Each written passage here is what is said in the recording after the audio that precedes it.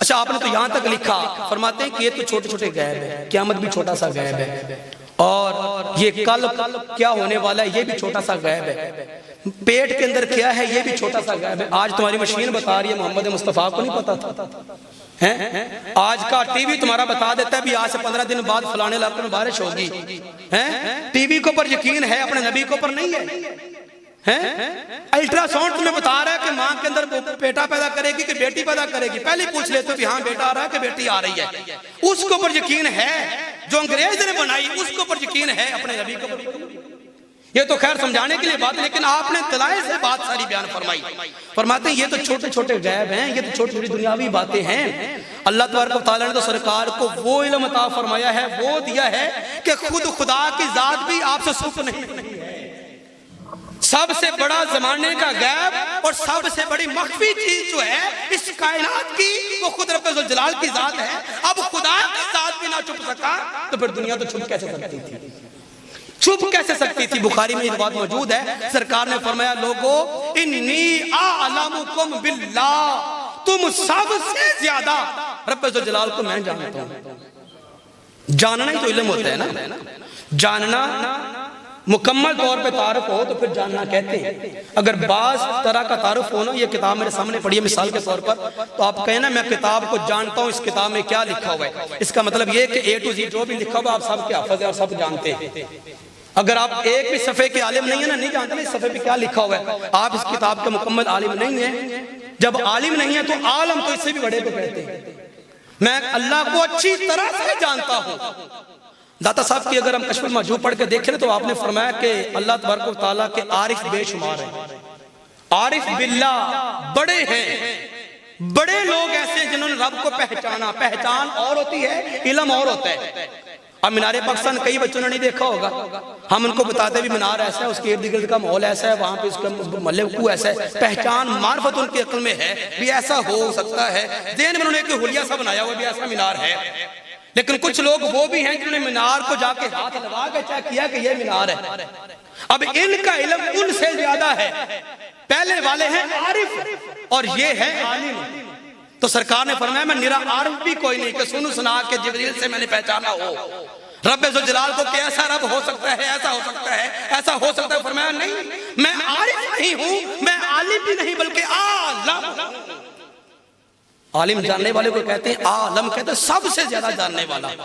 تو فرمایا جس سے رب کی ذات بھی نہ چھپ سکی، دنیا کیسے چھپ سکتی تھی؟ اور یہاں پہ آپ نے جو اپنے رنگ میں بات کی ہے نا ساری احادیث کے نچوڑ کے بعد، وہ آپ نے یوں بات فرمائی، فرماتے اصل میں علم معلوم ہی کا نام ہوتا ہے۔ جس چیز کو آپ پہچاننا جاننا چاہتے ہیں نا، اس کو جاننے کا نام ہی علم ہے۔ علم اصل میں معلوم ہی کا نام ہے۔ جس شے کو آپ پہچاننا جاننا چاہتے ہیں نا، اس کو جان لینا ہی علم ہوتا ہے۔ اس سپیکر کو آپ جاننا چاہتے ہیں، اس کو ایسے مس کر کے چھو کے بول کے اس میں اور پکڑ کے دیکھ کے پہچانے کے بچہ یہ ہے مائک، اس کو جاننا ہی اصل میں علم ہے۔ اور فرماتے ہیں کہ دنیا دار عالموں کی مثال کیا ہے، بڑے بڑے عالم دنیا کے لے آؤ، کوئی ایسا شخص بھی ہوگا، تم لوگ سرکار کے علم پہ فرمایا اعتراض کرتے ہو کہ سرکار کا علم یہ تھا وہ نہیں تھا، اس کا تھا اس کا نہیں تھا۔ اب اعلیٰ حضرت کی بولی سنو، آپ کس طرح لوگوں کو سمجھا رہے ہیں۔ آپ نے اپنے کلام میں بیان فرمایا، فرماتے ہیں کہ لوگوں دنیا کے عالموں کی مثال کیا ہے۔ کوئی شخص ایسا دنیا کا عالم ہے جس کے پاس ہواؤں کا علم ہے۔ آج لوگ ٹی وی پہ بیٹھ کے ہواؤں کا رخ دیکھ لیتے ہیں کہ ہوا کس سمجھ جا رہی ہے، اور لوگ ہوا کی رفتار بھی سپیڈ بھی معلوم کر لیتے ہیں کتنی سپیڈ میں آ رہی ہے۔ تو جو بندہ ہواؤں کا عالم ہے، چونکہ ہوا دنیا میں قید ہے، دنیا میں محیط ہے، دنیا میں محدود ہے، تو چونکہ ہوا محدود ہے تو محدود کے عالم کا علم بھی محدود ہی ہوا۔ جہاں پہ ہوا کا اند ہوگا اس کا بندے کا علم بھی ختم ہو گیا۔ ایسا ہی ہے جس بندے کے پاس پانی کا علم ہے، بڑے بڑے سمندر ہیں دنیا کے اندر، اب جہاں پہ جا کے سمندر کی انتہا ہو جاتی ہے، وہاں پہ جا کے سمندر کے عالم کے علم کی بھی انتہا ہو جاتی ہے۔ کسی کے پاس پہاڑوں کا علم ہے، جہاں پہ جا کے پہاڑوں کا اختتام ہو گیا، وہاں پہ اس عالم کے علم کی بھی انتہا ہو گئی۔ کسی کے پاس چاند کا علم ہے، تو جہاں پہ جا کے چاند کے کناروں کی انتہا ہو گئی، وہاں پہ جا کے اس عالم کے علم کی بھی انتہا ہو گئی۔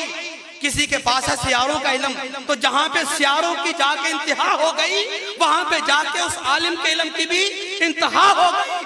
سرکار نے فرمایا میں زمین کا عالم نہیں، صرف چاند کا عالم نہیں، صرف سورج کا عالم نہیں، صرف پہاڑوں کا عالم نہیں، صرف میں درختوں کا عالم نہیں، صرف سمندروں کا عالم نہیں، صرف آسمانوں کا عالم نہیں، صرف عرش کا عالم نہیں، میں رب ذوالجلال کا عالم ہوں۔ فرمایا نہ رب ذوالجلال کے مقام کی انتہا ہے، نہ رب کی ذات ختم ہو، نہ اس کے جاننے والے کا علم کبھی ختم ہو۔ تو فرمایا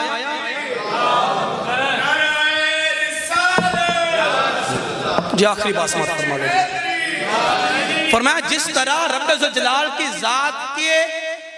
ذات کا انتہا کوئی نہیں، رب ذوالجلال کی ذات جس طرح غیر مقید ہے اور رب ذوالجلال کی ذات جس طرح غیر محدود ہے، وہ غیر محدود ہے، اس کا احاطہ نہیں ہو سکتا۔